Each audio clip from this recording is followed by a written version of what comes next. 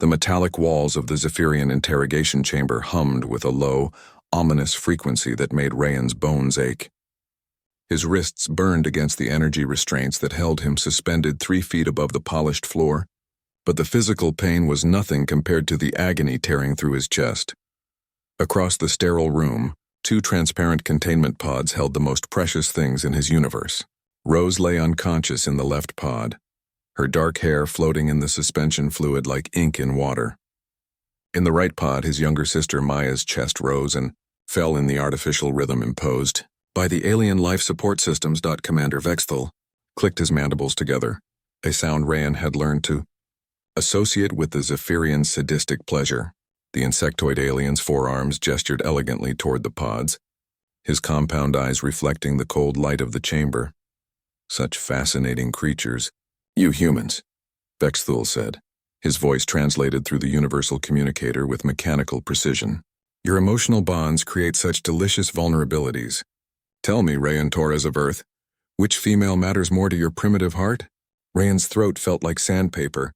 Let them both go. Your quarrel is with me. The commander's mandibles clicked faster, laughter.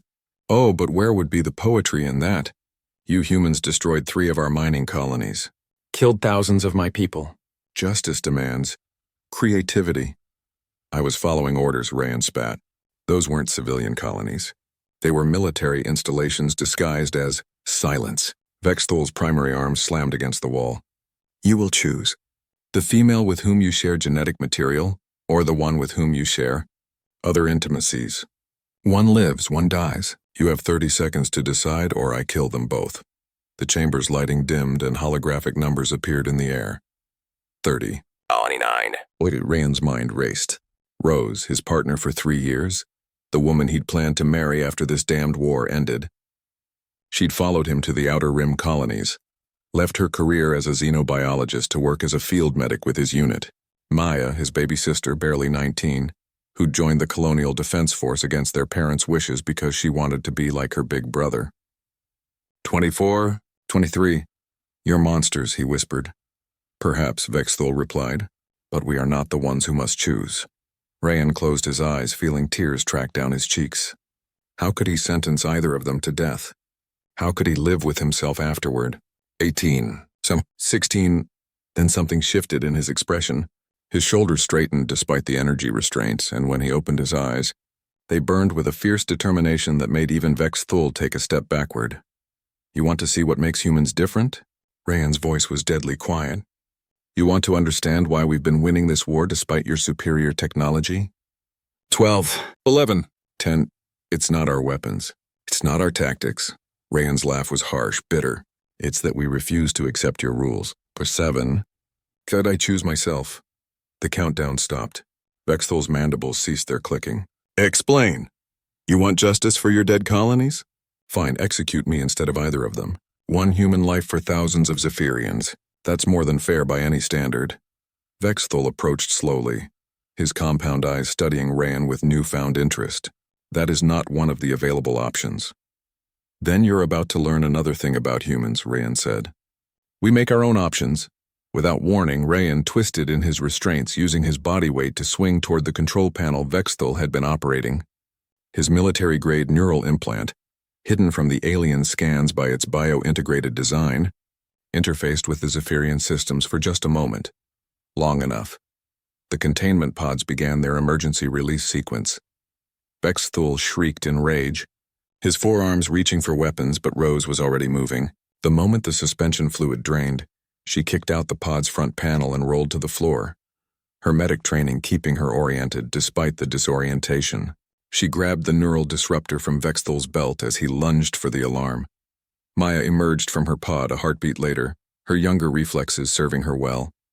She tackled the commander's legs while Rose activated the disruptor. Vexthal collapsed, his nervous system overloaded. How did you hack their systems?